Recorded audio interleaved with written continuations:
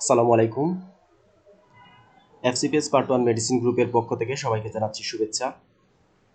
আমি doctor Ragib Ashfaq, founder and admin FCPS part 1 medicine group. আজকে আমরা আলোচনা করব ব্রেন স্টেম লিশন নিয়ে। শুরুতে আমরা ওয়েবার সিনড্রোম নিয়ে আলোচনা করব। আমি চেষ্টা করব আপনাদেরকে বিষয়গুলো অতি সহজভাবে বুঝিয়ে দেওয়ার, যাতে আপনাদের এই ভিডিও দেখার পর ওয়েবার সিনড্রোম নিয়ে আর কোনো কনফিউশন না থাকে এবং একই সাথে অনেক দিন পর্যন্ত মনে রাখতে পারেন। সো চলুন আমরা আলোচনা শুরু করি। ওয়েবার সিনড্রোম মনে রাখার জন্য আপনাদের দায়িত্ব হচ্ছে আইসিসির লোগোটাকে মনে রাখা। যখন আপনাদের মাথায় ওয়েবার সিনড্রোম সম্পর্কে ইনফরমেশন জানার ইচ্ছা জাগবে, তখন আপনারা আইসিসির লোগোটা মাথায় নিয়ে আসবেন। সো দেখেন, আমি অত্যন্ত সুন্দরভাবে ছবিতে আইসিসির লোগোটা নিয়ে এসেছি। তাহলে আপনারা মনে রাখেন আইসিসি। এখন আমরা দেখব আইসিসি দ্বারা আমি কি বুঝিয়েছি। আইসিসির আই দ্বারা ipsilateral third nerve palsy, C দ্বারা হচ্ছে কন্ট্রাল্যাটারাল upper motor neuron 7 nerve palsy এবং অন্য সি দ্বারা হচ্ছে কন্ট্রাল্যাটারাল হেমিপ্লাজিয়া। তাহলে আপনাদের কাজ হচ্ছে আইসিসিটা মনে রাখা, আইসিসির লোগোটা মনে রাখা, এবং আইসিসি যখন মাথায় নিয়ে আসবেন তখন আপনারা সেই জায়গা থেকে এর মিনিং নিয়ে আসবেন, যেমন ipsilateral third nerve palsy, contralateral upper motor neuron 7 nerve palsy, contralateral hemiplegia. আচ্ছা, যদি এটা মনে রাখতে না পারেন, আমাদের আলোচনার প্রেক্ষিতে জিনিসগুলো আপনাদের মাথায় চলে আসবে। জাস্ট আপাতত মনে রাখেন আইসিসি। এখন আমরা পড়ছি ব্রেন স্টেম লিশন নিয়ে। সো ব্রেন স্টেম লিশন আগে আমাদের জানতে হবে যে ব্রেন স্টেম কি। ব্রেন স্টেম হচ্ছে আমাদের মিড ব্রেন, পন্স এবং মেডুলা অবলঙ্গাটা, এই তিনটিকে একসাথে ব্রেন স্টেম বলে। তাহলে ব্রেন স্টেম লিশন বলতে আমরা ওই তিনটি জায়গার কোনো একটিতে যদি লিশন হয় তাহলে সেই জিনিসটাকে বুঝি। তো আপনারা থ্যালামাস দেখতে পাচ্ছেন ছবিতে, থ্যালামাসের লিশন হলে কিন্তু আমরা তাকে ব্রেন স্টেম লিশন বলবো না, কারণ এটা ব্রেন স্টেমের অংশ না। এখন দেখেন, থ্যালামাস বা সেরেব্রাল কর্টেক্স, ওইগুলা থেকে হচ্ছে কিছু ফাইবার আমাদের মিড ব্রেইনে আসে। তো এইরকম একটি ফাইবার হচ্ছে অ্যান্টেরিয়র সেরেব্রাল পেডাঙ্কল, যার কাজ হচ্ছে সেরেব্রাল কর্টেক্স, থ্যালামাস এগুলার সাথে মিড ব্রেইনে কানেকশন তৈরি করা।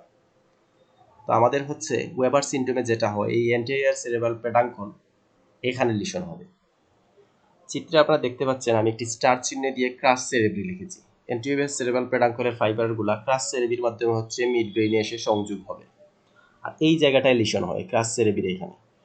তো ক্রাস সেরেব্রি জিনিসটা কি, অনেকগুলো ফাইবার আসছে সেরেব্রাল কর্টেক্স থেকে, সিগন্যালগুলো যেগুলো নিয়ে আসে। এই ফাইবারগুলো কি হতে পারে, cortico Balbir, cortico spinal tract. তার মানে এইখানে লিশন হলে কর্টিকো বালবার এবং কর্টিকো স্পাইনাল ট্রাক্টেও সমস্যা হয়। এই জিনিসগুলো আমরা ধীরে ধীরে বুঝতে পারবো সম্পূর্ণ ভিডিওটা দেখার সাথে সাথে। তার মানে হচ্ছে আমাদের ওয়েবার সিনড্রোমে লিশনটা হবে অ্যান্টেরিয়র সেরেব্রাল পেডাঙ্কল, অথবা আমাদের বলতে পারে ক্রাস সেরেব্রিতে, অথবা আমাদের বলতে পারে মিড ব্রেইনের পেন্টাল সার্ফেসে, অথবা মিড ব্রেইনে। তারপর দেখেন ক্রাস সেরেব্রি যেখানে হচ্ছে লিশন, আমি এখানে একটি লাল চিহ্ন দিয়ে গোল করে রেখেছি।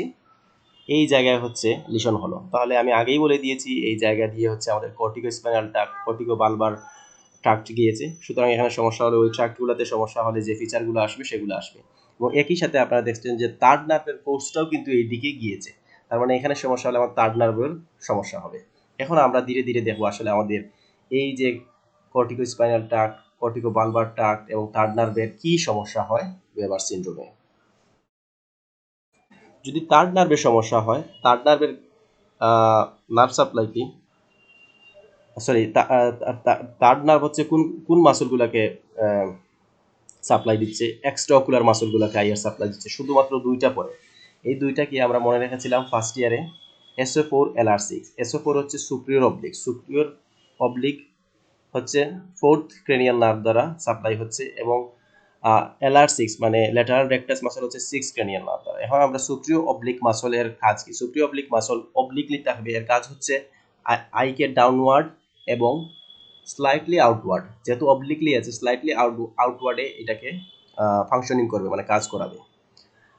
আর LR6 মানে ল্যাটারাল রেকটাস মাসলের কাজ হচ্ছে কি, এটা তো অ্যাবডুসেন্স না দ্বারা সাপ্লাই হয়, এটার কাজ হচ্ছে কি, এটা হচ্ছে আইয়ের অ্যাবডাকশন করবে, মানে ল্যাটারালি আইটাকে টানবে।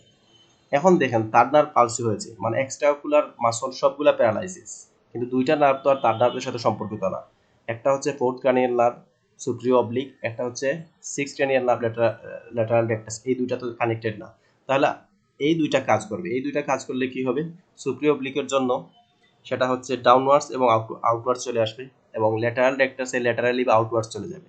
তার মানে হচ্ছে টার্নার পালসি হলে কি হবে, আমাদের আই হচ্ছে ডাউনওয়ার্ডস এবং আউটওয়ার্ডস বা ল্যাটারালি আসবে।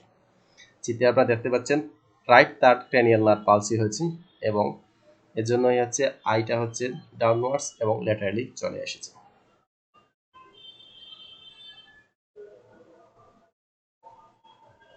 এখন দেখেন যে আমি আপনাদেরকে বলেছিলাম যে ক্রাস সেরেবি যে এখানে আছে বা এন্টিরিয়র সেরেব্রাল পেডাঙ্কল মিড ব্রেনের যেখানে লিশন হয়েছে সেখানে হচ্ছে কর্টিকো বালবার এবং কর্টিকো স্পাইনাল টার্সাল। তো আইসিসির সি দ্বারা আমরা মনে রেখেছিলাম contralateral upper motor type of facial palsy. তো আপার মোটর লিশন হলে কি হয়, যদি upper motor type of facial palsy হয় তাহলে ফেসের লোয়ার পার্টে হচ্ছে প্যারালাইজড হয়ে যাবে কন্ট্রালেটারাল সাইডে। তার মানে আপার মোটর লিশন হয়ে paralysis of lower face on the opposite side. তো উপরের যে ফেস দেখতে পাচ্ছেন এই কাহিনীটাই ঘটবে হচ্ছে এখানে ওয়েবার সিনড্রোম। তো টোটাল হচ্ছে যে ওয়েবার সিনড্রোমে কি হবে, ফার্স্ট হচ্ছে আই দ্বারা ipsilateral third nerve palsy. Ipsilateral third nerve palsy হলে কি হবে, আই হচ্ছে আউটওয়ার্ড এবং ডাউনওয়ার্ডস চলে যাবে, যে সাইডে হচ্ছে লিশন এই সাইড দিয়ে। যেমন রাইট সাইডে যদি লিশন হয় তাহলে রাইট আই হচ্ছে আপওয়ার্ড এবং ডাউনওয়ার্ডস এবং আউটওয়ার্ড বা ল্যাটারালি চলে যাবে। তারপর হচ্ছে cortico spinal tract. Cortico spinal ট্রাক্টের সমস্যা হলে কি হবে, কর্টিকো স্পাইনাল ট্রাক্টের সমস্যা হলে হচ্ছে কন্ট্রালেটারাল হেমিপ্লাজি হবে, দেহের এক পাশ হচ্ছে অবশ হয়ে যাবে। তারপর হচ্ছে cortico Balbir tract. Cortico Balbir ট্রাক্টের সমস্যা হলে কি হবে, আপার motor type of facial nerve palsy, seven nerve palsy. তাহলে সেখানে কি হবে, ফেসের হচ্ছে কন্ট্রালেটারাল সাইডে যে ফেস আছে সেটা লোয়ার পার্ট হচ্ছে প্যারালাইসিস হয়ে যাবে। তাহলে আইসিসি দ্বারা আমরা মনে রাখলাম কি, আই দ্বারা ipsilateral third nerve palsy, C দ্বারা হচ্ছে contralateral upper motor type of seven nerve palsy, অন্য একটি সি দ্বারা আমরা মনে রাখলাম কন্ট্রালেটারাল হেমিপ্লেজিয়া। এখন আমরা জানবো যে কোন আর্টারিতে ইনফ্রাকশন বা ইসকেমিয়া হলে ওয়েবার সিনড্রোম হতে পারে। আমরা সবাই জানি যে মিড ব্রেনে বেজিলার আর্টারি সাপ্লাই দিবে, কিন্তু এটা তো মিড ব্রেন থেকে একটু উপরে আছে, ঠিক আছে, সম্পূর্ণ মিড ব্রেনের এখানে না। আর আমরা জানি যে মিড ব্রেনের উপরের দিকে হচ্ছে থার্ড নার্ভটা থাকে, এবং থার্ড নার্ভ যেখানে থাকে তারই আশেপাশে হচ্ছে পোস্টিরিয়র সেরেব্রাল আর্টারি থাকে। তাহলে আপনারা বুঝতেই পাচ্ছেন যে ওয়েবার সিনড্রোমে পোস্টিরিয়র সেরেব্রাল আর্টারিতে মেইনলি সমস্যা ঘটে। এখন চিত্রে আপনারা দেখতে পাচ্ছেন যে এই লোকটার ডান পাশে প্যারালাইসিস ছবিতে, মানে হেমিপ্লেজিয়া, এবং একই সাইটের ডান পাশে হচ্ছে তার লোয়ার ফেশিয়াল লোয়ার পার্টে হচ্ছে তার ফেশিয়াল নার্ভ পালসি। কিন্তু মনে রাখতে হবে যেই দিকে ফেশিয়াল নার্ভ পালসি হবে তার অপোজিট সাইডে হচ্ছে ফেস ডেভিয়েটেড হয়ে যাবে। তাহলে এই পেশেন্টের ফেস ডেভিয়েটেড হবে কোন সাইডে, এই পেশেন্টের ফেস ডেভিয়েটেড হবে লেফট সাইডে। যেহেতু আপনারা চিত্রে দেখতে পাচ্ছেন তার লেফট আই আউটওয়ার্ড এবং ডাউনওয়ার্ড চলে গেছে। তাহলে এখন যদি আমরা বলি যে এই লোকের ওয়েবার সিনড্রোম হয়েছে, তো কোন আর্টারিতে সমস্যা হয়েছে, তাহলে আপনারা সহজেই বলতে পারবেন যে রাইট পোস্টিরিয়র সেরেব্রাল আর্টারিতে লিশন হয়েছে, এবং তার এই লিশনের নাম হচ্ছে ওয়েবার সিনড্রোম। তো আশা করি বিস্তারিত আলোচনার পর আপনাদের কাছে ওয়েবার সিনড্রোমটা সহজ মনে হবে। আজকে এই পর্যন্তই, সবাই ভালো থাকবেন, সুস্থ থাকবেন, আল্লাহ হাফিজ।